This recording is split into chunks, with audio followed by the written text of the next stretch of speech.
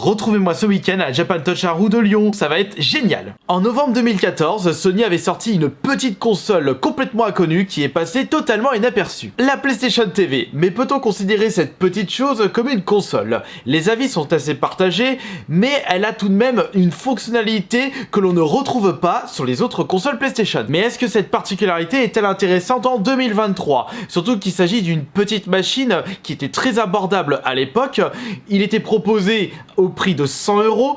Il était même possible de la trouver bradée en solde à seulement 20 €. C'est d'ailleurs le prix que j'ai mis pour récupérer cette petite machine. Mais aujourd'hui, en 2023, c'est 100 € en moyenne d'occasion et il faut mettre le double de ce prix si vous désirez la récupérer neuve. C'est pour cela qu'il faut réfléchir à deux fois avant de débourser une telle somme pour une petite machine. En réalité, elle n'a pas une seule fonctionnalité, mais deux fonctionnalités principales. Mais celle qui est mise en avant, j'essaye de comprendre quel est son intérêt. Parce qu'avec cette PlayStation TV, vous pouvez diffuser vos jeux PS4 en streaming sur un autre téléviseur HD. Si je comprends bien, je peux jouer aux jeux PS4 lorsque ma PS4 est connectée à une autre télé et la jouer sur un écran si j'ai branché cette PlayStation TV. Si je souhaite jouer à la PS4, autant brancher cette dernière directement sur mon écran de jeu. Il y a forcément un intérêt de proposer cette fonctionnalité-là. Je n'ai toujours pas trouvé le but de cette manœuvre. Si vous avez une petite idée, mettez-le moi dans les commentaires. Néanmoins, la deuxième fonctionnalité est beaucoup plus intéressante. Je me demande pourquoi ils n'ont pas mis cette dernière en avant. Il est possible de jouer au jeu PS Vita sur grand écran. Et ça, c'est très intéressant, surtout si on souhaite streamer de la PS Vita. Imaginez son potentiel avec les exclusivités de la PS Vita. Surtout qu'à l'heure actuelle, trouver une console PS Vita, il faut tout de même mettre 150-200 € d'occasion. C'est à peu près le prix de la PlayStation TV en ce moment sur eBay. Même si ça risque de piquer un petit peu les yeux, ce sera toujours plus plaisant de jouer avec une manette PS3 ou PS4 sur des jeux PS Vita. Je vous ai mis dans la description le site vous permettant de voir l'intégralité des jeux compatibles avec la PlayStation TV. Car malheureusement, tous les jeux PS Vita ne passent pas sur cette petite console. Parmi toute ma collection PS Vita, quels sont les jeux compatibles sur la PlayStation TV?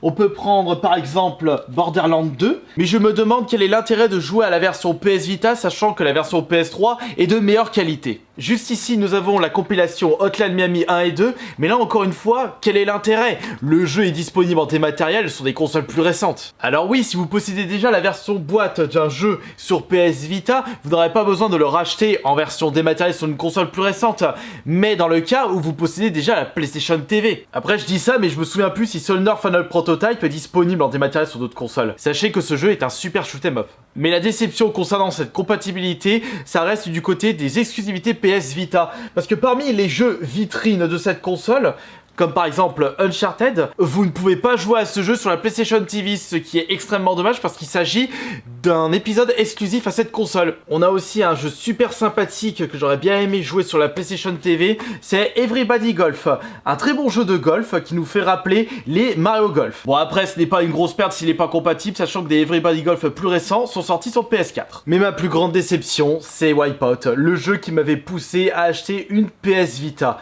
Alors là c'est extrêmement dommage parce qu'un jeu futuriste de cette qualité là, on aurait bien aimé le tester sur grand écran.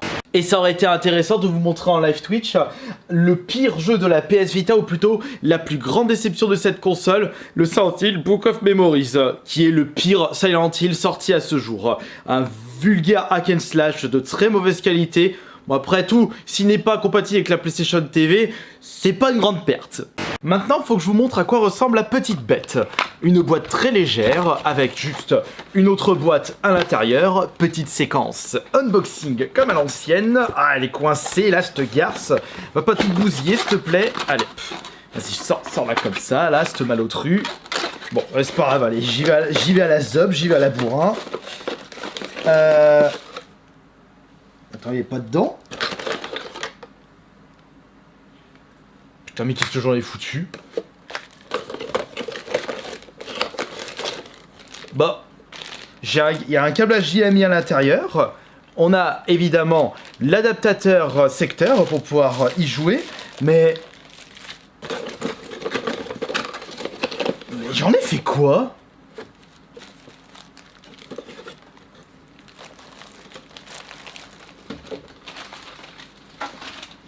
Doit être quelque part. On se retrouve un mois plus tard parce que je n'ai pas réussi à mettre la main sur ma PlayStation TV. Je ne sais même pas ce que j'en ai foutu. Je l'ai peut-être dégusté dans un petit déjeuner ou je l'ai peut-être mis au fin fond de mes WC. Mais dans tous les cas, je n'ai pas réussi à mettre la main dessus et c'était impossible pour moi de continuer la vidéo tournée le mois dernier. Mais par contre, je n'ai pas eu le réflexe de supprimer mes précédents rushs. Et j'ai mieux fait. Parce qu'après avoir demandé à mon frère jumeau s'il possédait une PlayStation TV, et bah c'était le cas. On va utiliser celui du frère jumeau pour continuer cette vidéo et je ne sais même plus ce que j'ai dit précédemment. Donc il se peut qu'il y aura quelques répétitions de ma part. Le sujet des vidéos c'était quoi? Est-ce que c'était utile d'acheter une PlayStation TV et l'utiliser en 2023? Je crois que c'était le sujet de la vidéo. Mais dans tous les cas, on va de suite ouvrir la boîte du frangin et vous montrer à quoi ressemble la petite bête. Parce qu'en effet, c'est une PlayStation toute petite. Une console rikiki, mais surpuissante. Je pense que le frère aussi, ça fait un moment qu'il l'a plus utilisé. Il a peut-être dû l'utiliser une fois dans sa vie. Il a vu que c'était pas super cool et il l'a foutu au placard. On ouvre ça et voyons voir. C'est bon, il est dedans. Ouf. Voilà à quoi ressemble la PlayStation TV. Et oui, c'est juste ce petit boîtier tout rikiki. On dirait un disque dur externe, alors qu'en réalité, il s'agit d'une console de jeux vidéo, un véritable bijou de technologie, avec à l'arrière un port HDMI. Nous avons le port pour mettre un câble Ethernet. Et oui, on peut se connecter à Internet avec ça. Pour l'alimentation, on a pour un câble USB et aussi un port carte mémoire. Et je n'ai pas besoin de vous présenter plus de détails. Ah bah oui, mais je suis bête. Mais non, ça c'est pas pour mettre des cartes mémoire, c'est pour mettre les jeux PS Vita. Non, je me suis pas trompé. Les jeux PS Vita se mettent dans cet endroit-là. Il suffit juste d'ouvrir le petit bazar et hop, vous mettez votre petite carte mémoire, enfin votre petite cartouche PS Vita. Je n'ai plus qu'à aller récupérer un câble HDMI pour pouvoir brancher cette petite PlayStation directement sur mon boîtier d'acquisition. Et comme ça, je vais pouvoir vous présenter dans une qualité irréprochable l'interface de cette PlayStation TV. Mais avant, il faudrait voir si c'est compatible, parce que ça, je ne le sais pas. Alors, on va juste mettre notre câble HDMI à l'arrière de la PlayStation TV. Voilà, brancher ça sur mon HDMI switcher, puisque quand je fais des live streams, bah, j'ai tendance à changer beaucoup de fois les consoles, donc il faut qu'elles soient toutes branchées sur mon HDMI switcher, comme ça j'ai juste qu'à appuyer sur un bouton pour changer le câble HDMI qui sera transféré dans le boîtier d'acquisition. En plus, c'est un abonné qui m'avait conseillé ce petit objet fort sympathique, très important. Je brancherai une manette directement sur le port USB. Hop! Ouh, une petite lumière s'est allumée. Comment tu allumes ça? Je crois que c'est déjà allumé. Ah oui, c'est déjà allumé, parfait. Il y a un signal, on va pouvoir changer d'interface. C'est écrit en japonais, je vais pas réussir. Bon, à mon avis, en suivant le dessin, il demande de brancher une manette PS3 en port USB. Bah, c'est ce qu'on va faire tout de suite. Connecter la manette sans fil, j'ai pas le temps de lire. Juste mettre ça ici. Attention. Ah mais est-ce que j'aurai assez de batterie? Ah parfait, il y a du son, j'avais eu peur. On remarque qu'il s'agit de l'interface de la PS Vita. En 2023, ça pique un petit peu les yeux. Je sais plus où est-ce que j'habite. 3 janvier 2014. Oh, l'énorme bond en arrière. Non, j'ai pas de compte PlayStation Network. En réalité, j'ai la flemme de me connecter. Je m'en fous du contrôle parental. Épilepsie photo. Et voilà. On a exactement le même interface que la PS Vita. C'est exactement ça. Avec la même musique, les mêmes menus. Regardez, il y a les trophées, le PS Store. On peut naviguer sur internet, l'alimentation, chatter avec les gens, envoyer des messages, les amis, les trophées, le plus important. Lier la PlayStation TV à la PS4, les vidéos, la musique, contre-portal, photos, les photos là. Mais tu peux pas prendre en photo avec ce truc. Y a pas d'appareil photo connecté. Bah oui, connecté au périphérie. Je suis bête aussi. Mais comme je le disais, le plus important, c'est la compatibilité jeu PS Vita sur cette PlayStation TV. Parce que si vous vous souvenez bien, ce que j'avais dit au début, enfin je me souviens plus si j'ai dit ça, l'avantage de cette PlayStation TV, c'est de pouvoir jouer à des jeux PS Vita sur grand écran. Mais la liste des jeux rétrocompatibles est assez maigre. On va dire le principal atout de ce truc est devenu son principal défaut. On va maintenant prendre Je vais récupérer un jeu PS Vita qui est compatible sur cette PlayStation TV. Enfin, je me souviens plus de la liste. Bon, on verra ça. Mais surtout, je vais sélectionner un jeu qui est sorti après la période PS Vita, c'est-à-dire des jeux sortis via des sites comme Limited Run. En voici 3. Mon premier jeu de la PS Vita, Wipeout 2048, celui qui m'avait poussé à acheter la console. On a le Uncharted Golden Abyss, qui est l'exclusivité Uncharted de cette console. Et pour le jeu Limited Run, enfin c'est un autre site d'édition limitée, j'ai pris Beat Donjon. Mais après, je vois pas l'intérêt de jouer à la PlayStation TV en 2023 pour des jeux qui sont sortis sur plein de plateformes différentes et surtout sur Steam. Et surtout que vous pouvez trouver moins cher ce jeu sur Steam plutôt que la version boîte PS Vita. Enfin bon. Là, c'est plus un test. On va commencer par mettre le Uncharted. Comme ça, je peux vous montrer à quoi il ressemble. Enfin, c'est dans le cas où il est compatible, mais je crois pas qu'il est compatible avec cette PlayStation TV. De toute façon, faut bien vérifier. Comme ça, on pourra voir quel message il mettra à la PlayStation TV. Non, dans l'autre sens. Non, mais je suis bête. Mais non, mais c'était dans le bon sens. Bah alors, le jeu, il s'affiche ou quoi? C'est quoi ce bordel? Il l'a pas repéré. Voilà, là, il l'a repéré. C'est bon. Un petit faux contact. Uncharted Golden Abyss. Le voilà. Cette application ne peut pas être utilisée sur ce système.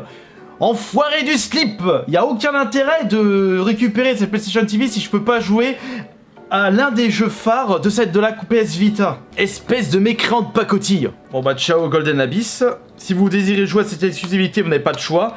Ça se passera uniquement avec la PS Vita. Ce sera impossible de jouer sur grand écran. On va mettre le Wipeout de... Ah, j'ai fait tomber quoi? On va mettre Wipeout 2048, le meilleur jeu de la PS Vita. Mais je crois que les courses sont ressorties sur le dernier Wipeout de la PS4.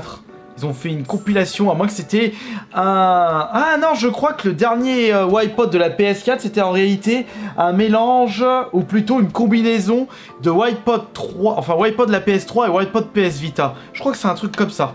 Allez, go. Oh, mais allez! Oh, mais c'est pas vrai! T'as vraiment envie de casser mon moral, petite sotte? On va quand même mettre un jeu sorti bien après la PS Vita. Mise à jour, non, pas de mise à jour. Oh mais je peux même pas mettre le jeu, faut que je mette la mage. Faut se connecter à internet. Ah, je vais quand même essayer de trouver un jeu compatible pour vous montrer à quoi ça ressemble. Mais je me rappelle plus de ce sont lesquels. Ah mais attendez, je viens de comprendre pourquoi certains jeux ne sont pas compatibles. Avec la PlayStation TV, on joue avec une manette PS3 et pas avec la PS Vita. Et la PS Vita possède des fonctionnalités qu'on ne retrouve pas avec la manette PS3. C'est pour ça que des jeux comme Uncharted ou Wipeout ne sont pas compatibles. Ouais mais attends, fonctionnalités PS Vita sur ces deux jeux servent strictement à rien. On a un jeu d'action et un jeu de course. Les fonctionnalités avec le pavé tactile de la console, c'est bien pour des jeux avec 2-3 petites fonctionnalités pour des mini-jeux sans grands intérêts. Mais vous vous rendez compte quand même le gâchis de cette PlayStation TV. Bon, j'ai quand même sélectionné deux autres jeux, j'espère qu'il y en a un qui va passer. On va mettre le FIFA 15. Pourquoi celui-ci? Bah parce que il est d'occasion, il est pas neuf sous blister. C'est vrai que quand je regarde ma collection PS Vita, il y en a énormément qui sont sous blister. Et voilà, il l'a pas repéré, super, bon vent, tu me saoules là. Et ben il passe pas FIFA 15, je sais pas pourquoi. Oh là, ouais, Sonic All-Star Transform, normalement tu devrais passer toi. Ah, allez, fais plaisir à tonton Astérion, montre-moi les boobs de Rouge The Bat. Ah bah voilà, il passe, parfait. Enfin un jeu qui passe. Mais zéro intérêt de faire ça. Pourquoi? Parce que le jeu est disponible sur PS3 et 360. Donc sur des consoles de salon. En plus, je suis sûr que le jeu doit être de moins bonne qualité par rapport aux versions PS3 et 360. Il est quand même bien ce jeu, je vous le recommande. C'est un des meilleurs jeux de course de la 360 PS3. J'ai même préféré celui-ci par rapport au premier All-Star Racing. Et même... celui-ci est de meilleure qualité par rapport à Team Sonic Racing. Puisque le Team Sonic Racing, il y a moins de prise de risque de la part de Sega dans ce dernier opus par rapport à celui-ci. Ouais, bah déçu, il n'y a pas rouge là dans celui-là. Bon, je prenais qui déjà? Et oui, et dans celui-ci, il y a Ralph. Puisque Sonic All-Star Racing Transform est sorti à peu près en même temps que les mondes de Ralph. Donc il y a eu un partenariat entre Sega et Disney. Ou Pixar. On va prendre Aïe Aïe. avec son karting en forme de banane. Aïe aïe du jeu Super Monkey Ball. Le jeu se contrôle bien, il n'y a pas d'input lag, mais j'ai vraiment cette impression que le jeu est de moins bonne qualité par rapport à sa version PS3 ou 360. De toute façon, dès maintenant, je vous montre la qualité de la version 360 ou PS3. Et moi, personnellement, je verrai la différence lors du montage de la vidéo. Là, je peux pas voir parce que je suis concentré sur le jeu. Allez, vas-y, fonce. Je me souviens que je disais que la manette PS3 était une très bonne manette, mais après avoir découvert la manette PS4 et la manette PS5, je me rends compte que cette manette PS3 n'est pas d'aussi bonne qualité. J'étais mauvaise langue, je disais, ouais, la manette PS4, PS5, quand elle reçoit la manette PS3, oh non, non, non, non, non, non, non, non, en termes d'ergonomie, la manette PS3, la manette PS5, elle est vraiment classe. Et l'avantage de ce Sonic All-Star Racing Transform, d'où son nom, Transform, c'est qu'à des moments, on transforme son véhicule, donc en avion, en aéroglisseur. Ça me fait rappeler Diddy Kong Racing, mais sauf que Diddy Kong Racing, c'était un type de véhicule par course, alors que là, le véhicule peut se transformer. Ouais, c'est vraiment du pompage de Diddy Kong Racing. Mais après, c'est ça qui est bien dans ce All-Star Racing Transform, c'est que les courses changent changent d'itinéraire lorsque vous atteignez le deuxième tour ou le troisième tour. Je suis même pas premier. Oh les boules. Enfin, en tout cas, le jeu il passe bien, mais comme je le disais précédemment, il y a zéro intérêt de jouer à la PlayStation TV avec des jeux qui sont sortis sur des consoles de salon. Nous, ce qu'on voulait avec une PlayStation TV, c'est pouvoir jouer à des jeux qui sont sortis uniquement sur PS Vita et de pouvoir les jouer sur grand écran. Et s'il n'y a pas cet avantage-là, la PlayStation TV, il y a zéro intérêt de la récupérer. Enfin, c'est un avis personnel évidemment. Je peux limite vous certifier que cette console est totalement inutile pour cette année et pour les années futures, ce qui est extrêmement dommage et un gâchis en même temps parce qu'elle avait un sacré potentiel. Voilà, j'ai pu vous présenter avec beaucoup de retard de nouveau cette console, j'ai pu vous présenter auparavant sur la chaîne et on se retrouve plus tard pour la prochaine vidéo. Allez, portez-vous bien, salut!